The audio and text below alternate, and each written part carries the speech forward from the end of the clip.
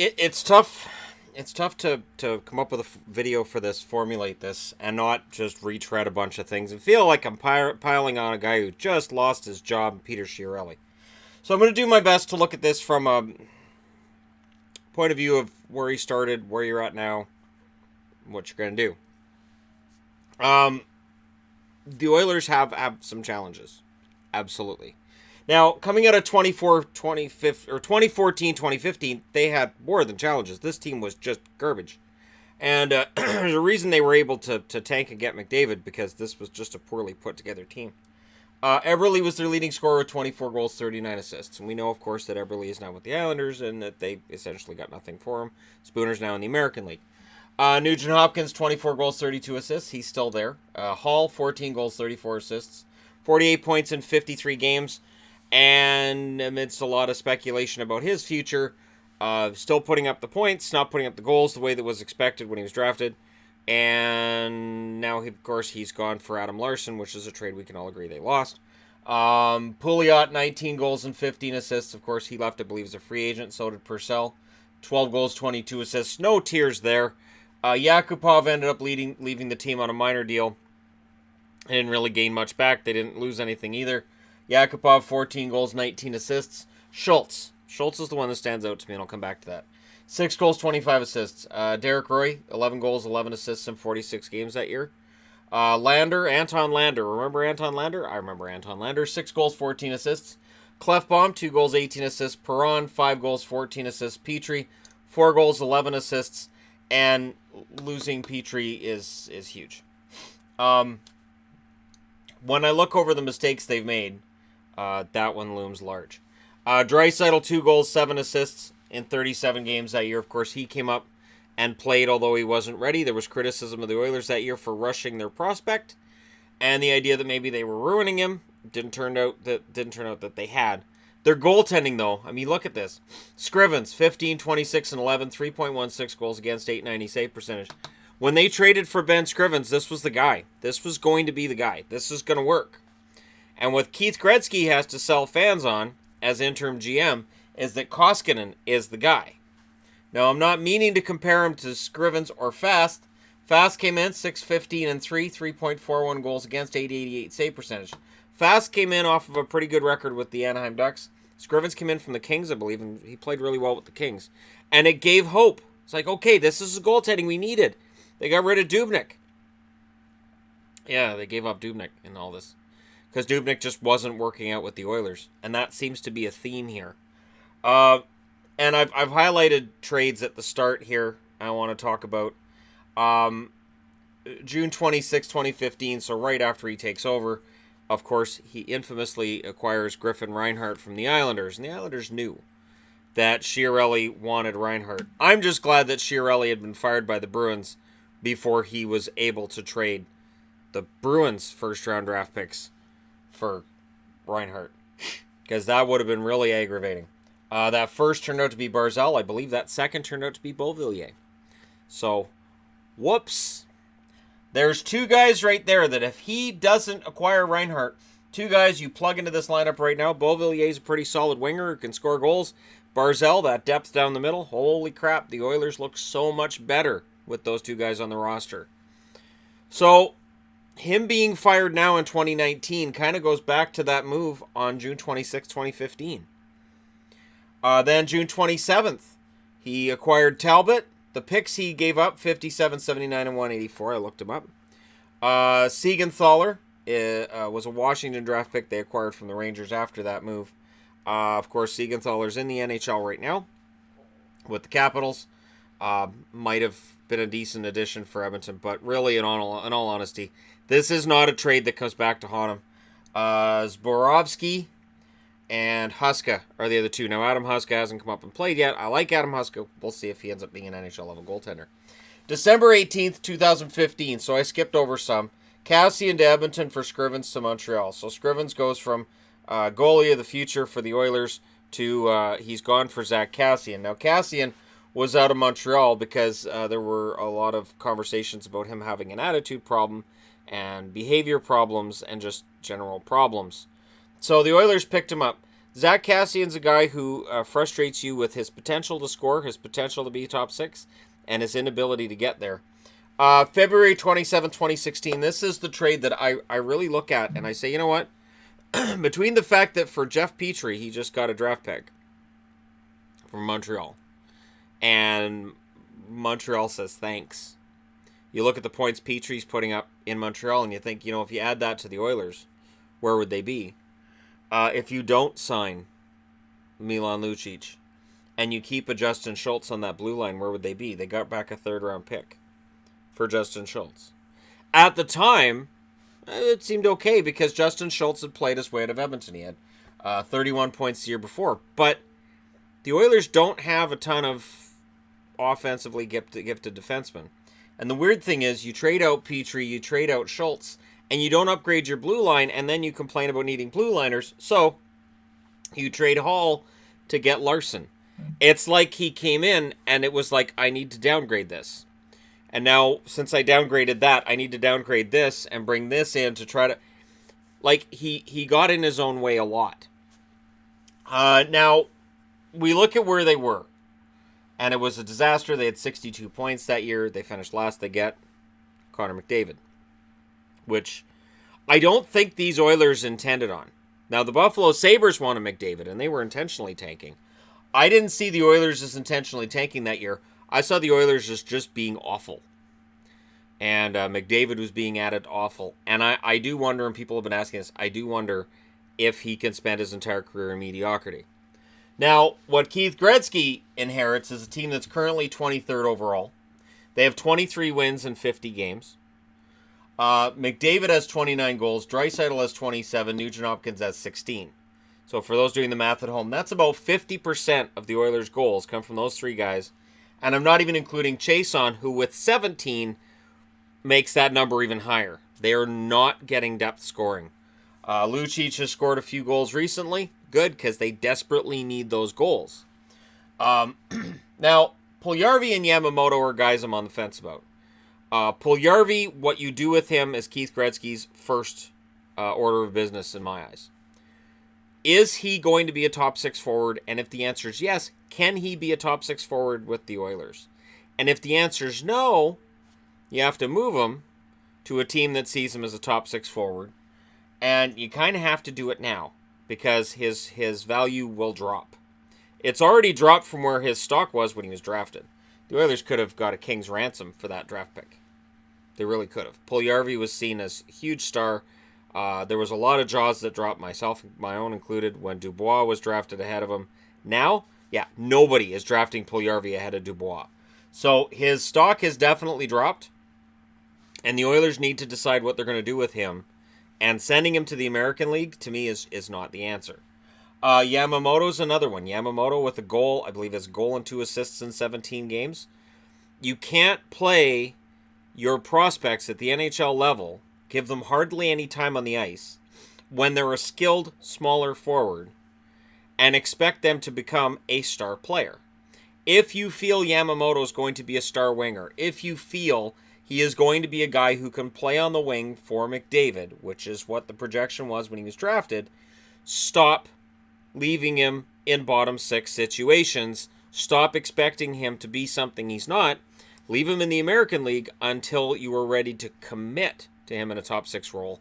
And if he can't handle it, again, much like Puljujarvi, you have to decide, what do you do? Do you go in a different direction?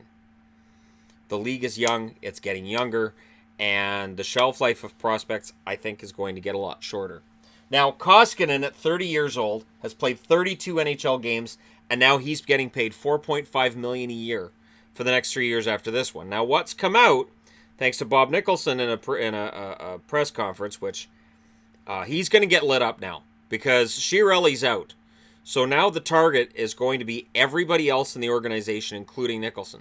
Nicholson's come out and said that contract extension was okayed by management. Meaning they said, yep, he's worth $4.5 million a year for the next 3 years. Are you kidding me? Are you absolutely out of your minds? And I'm not saying Koskinen is not a solid goalie. I'm saying when a guy's played 32 NHL games and he's 30 years of age, why? Why does he, how? How does he, can't even finish a sentence or a question. I don't understand. You negotiate to get a guy's price down, don't you? And there are so many goaltenders around the league that make less than that. There's one down the road in Vancouver, Markstrom, who had played pretty decently at times and looked like a good young goaltender, who gets paid less than $4.5 million a year in Vancouver. And that was a 3-year contract. I don't understand it. And this isn't just a cap going up thing. Markstrom could have had the Canucks over a barrel and signed. And here's Koskinen. And anyways, I don't get it. I really, really don't. Now, if you're looking for hope in the minors, so I'm just going with the minors. I'm not going with any long-winded, Bouchard, of course, will come up next year. Bouchard projects to be a solid defenseman to maybe replace some of what they haven't had since Petrie and Schultz left town. They have not had that since Schultz and Petrie left town. I love Oscar Klefbom. Not an offensive guy like Schultz. Doesn't move the puck like Petrie. He just doesn't. Tyler Benson, decent totals in the American League this year. Does he get a look at some point? Ethan Bear. I don't understand. He had a good run at the end of last year. Oilers fans are excited about him, so he's in Bakersfield. I believe he's played 36 games so far this year, got 17 points. Bring up Ethan Bear.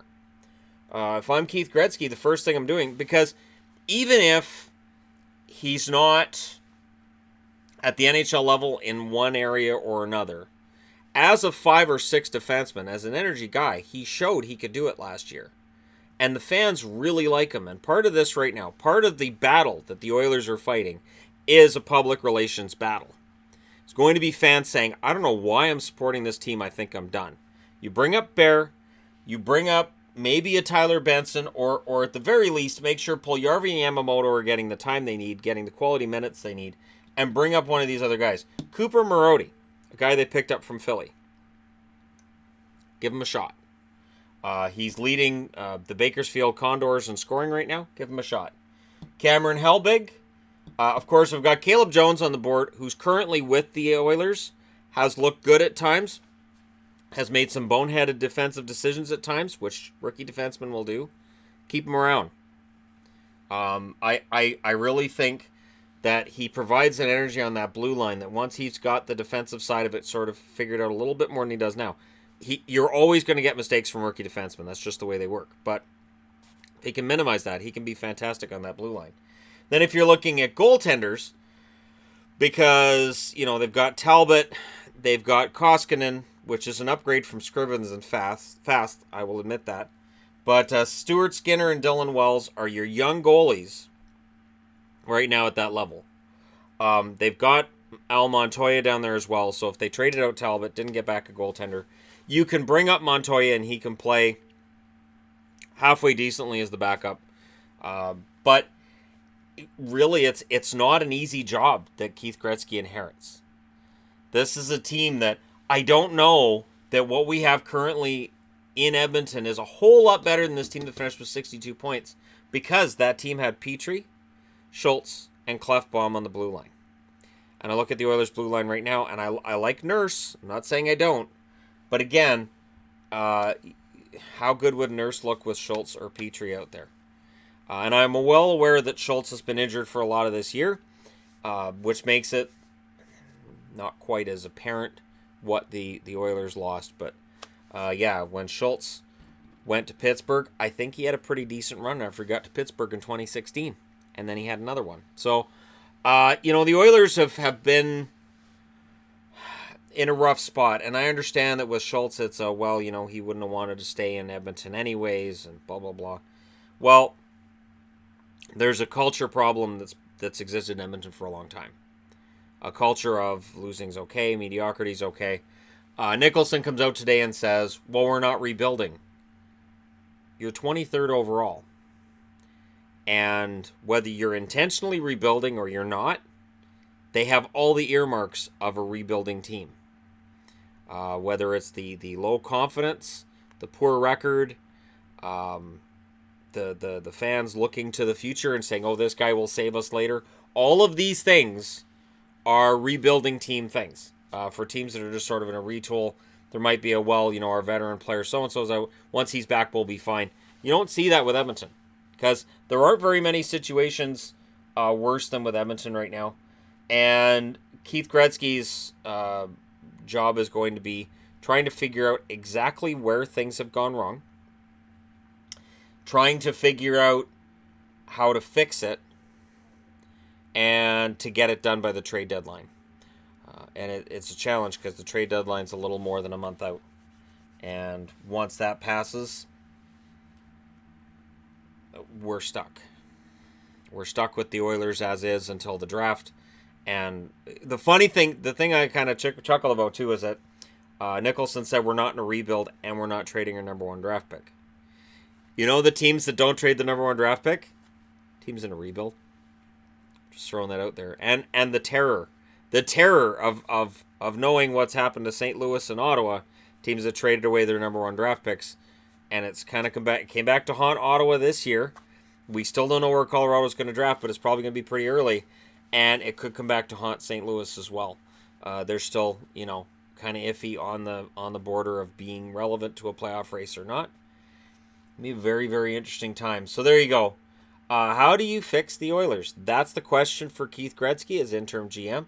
And if he can do it, if they get to the playoffs, the interim will come off of there. And Wayne's brother will be seen as kind of a savior of the Oilers if he can get them into the playoffs and they can do anything when they're there. I think your number one goal, insulate McDavid. Make sure that he feels protected out there. Look, he's coming off the ice all banged up and bruised and bleeding all over the place. This is why they got Lucic, right? This is what Cassian's supposed to do. Maybe Cassian, instead of making sure that Martinook stays pinned down in his side of the stays pinned down in their bench, maybe he should be helping out with the whole McDavid thing. Because McDavid's getting pushed around a lot, and eventually he's going to get hurt. Eventually there'll be an injury out of it. There already could be. He could already have nagging injuries as a result of the slashes, cross checks, and just the overall brutality that occurs with McDavid nightly. There is a lot to fix here. And I'd be interested to know what you guys think. Who do you trade? Who do you keep? And who is the permanent solution? Ken Hitchcock is not a permanent solution at coach. He is a quick fix. He is a guy who turns things around. This time, it looked like he turned it around. They were 9-2-2 after they hired him. Now they're down to 14-14-2 since they hired him. That quick fix is gone. So what do? Who is this guy that's going to change the mentality of the Edmonton Oilers? Where's their Brendan Shanahan? And no, I don't think it'll be Stevie Yzerman. But who is the guy that's going to absolutely change the culture in Edmonton? Let me know what you guys think in the comment section below. Don't forget to hit like and subscribe if you're browsing your way through, just tapping upon this video. Thank you guys so much for watching. I'll talk to you again soon.